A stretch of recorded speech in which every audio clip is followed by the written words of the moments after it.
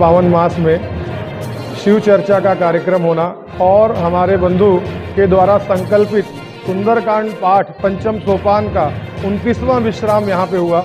जो 108 की श्रृंखला है वो 29वां विश्राम हम सबको करने का अवसर मिला।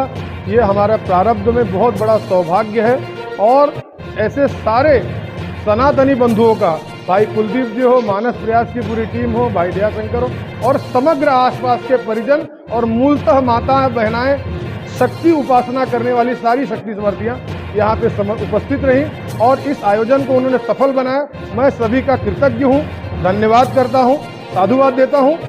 सनातन को जागृत करने के लिए इस तरीके के छोटे छोटे आयोजन जब तक होते रहेंगे तब तक सनातन जीर्ण नहीं होगा, शीर्ण नहीं होगा और मजबूत खड़ा रहेगा। भाव का एक धारा प्रवाह जो है श्रावण मूलतः भक्ति की धारा को प्रवाहित करती है।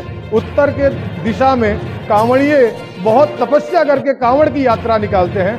मूलतः महाराष्ट्र से नीचे दक्षिण की तरफ कांवड़ की यात्रा नहीं हो पा रही है। हमने न कांवड़ की यात्रा कर पाए तो हमने भक्ति भजनों की यात्रा की। यहाँ पे भाव भजनों के द्वारा भगवान भोलेनाथ, माता शक्ति की उपासना की। श्री राम दरबार में उपस्थित हम सब ने रामचरितमानस का सुंदरकांड पाठ किया। मूल धारणा यही है कि किसी भी तरीके से हिंदुत्व, सनातन और हमारा धर्म सब जिंदा रहे, सब मजबूत रहे, सब तेजी से आगे बढ़े।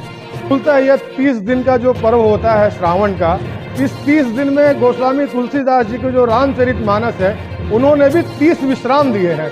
तो इस आधार पे लोगों को जो एक दिन में अखंड पाठ नहीं कर पाते हैं तो वो 30 दिन का उनके पास विकल्प खुला होता है। तो इस तरीके से ये पवित्र मास है जिसमें हर तरह का वर्जन अपनाया जा सकता है। तो लोग इसके लिए मास पारायण का पाठ करते हैं और ये पाठ और ये महीना दोनों ही अद्भुत है।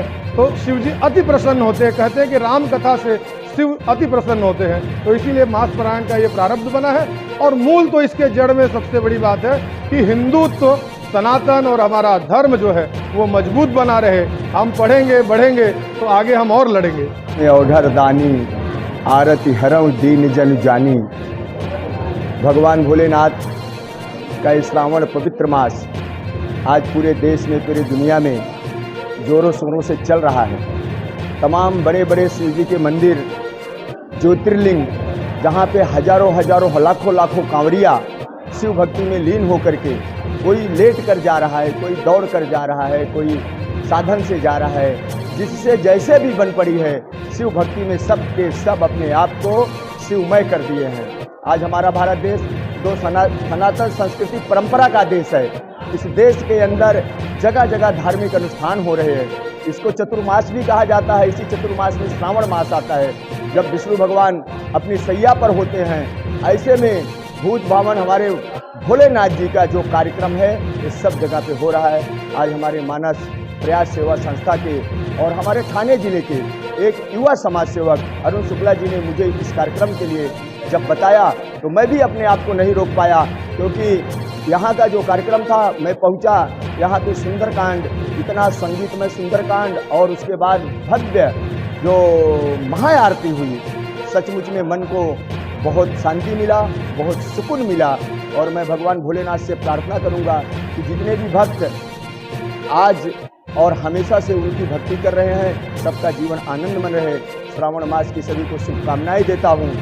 और साथ ही साथ जो इस तरीके का कार्यक्रम हो रहा है, जैसा कि हमारे शुक्ला जी ने बताया कि मैं भी हर मंगलवार को इंदिरा नगर में रूपेश्वर महादेव मंदिर में सुंदरकांड का कार्यक्रम का आयोजन करता हूँ। उसका एक कारण है कि सुंदरकांड का आयोजन हम लोग तो बचपन से रामायण पढ़ते आए हैं, अखंड रामायण में भाग लिया है, सब कुछ किया है, हम लोगों को पता है। लेकिन हमारी आने वाली जो पीढ़ी है, जो हमारे छोटे छोटे बच्चे हैं, जो आज हमारे बच्चे आज की जो स्थिति बन चुकी है आधुनिकता का, उसके हिसाब से इंग्लिश मीडियम आज स्कूलों में जा रहे हैं। उनको हमारे सनातन संस्कृति का ज्ञान हो, कैसे है क्या है।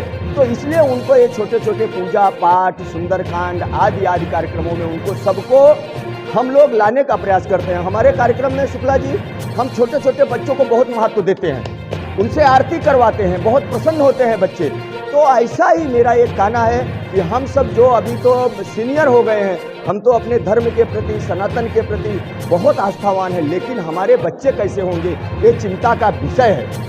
इसलिए देखिए आज बहुत सारी चीज़ें होती हैं, अंतर्जातीय विवाह हो रहा है और सब तमाम सारी चीज़ें हो रही है। अभी 2-3 दिन पहले हम लोग ने देखा कि एक धर्म दूसरे धर्म की बच्चियों से पहले लव करते हैं, फिर उसके बाद उनका मर्डर कर देते हैं। ऐसी तमाम विसंगतियाँ, तमाम बुराइयाँ समाज में जो फैल रही हैं, उन सब का एक ही मात्र हल है कि हम अपने बच्चों के, अपने सनातन के प्रति, अपने संस्कृति के प्रति, अपने धर्म के प्रति और हमारा जो पारिवारिक सामाजिक व्यवहार है उसके प्रति उनको जागरूक करें, चेताएं, उनको समझाएं और उसमें उनको पूरी तरीके से डाल दें, तो ये सारी चीज़ें नहीं आएंगी।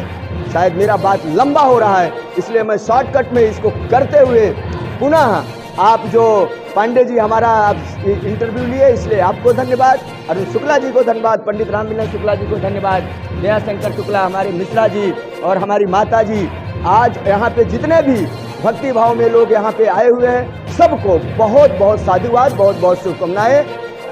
एक बार जय माता दी।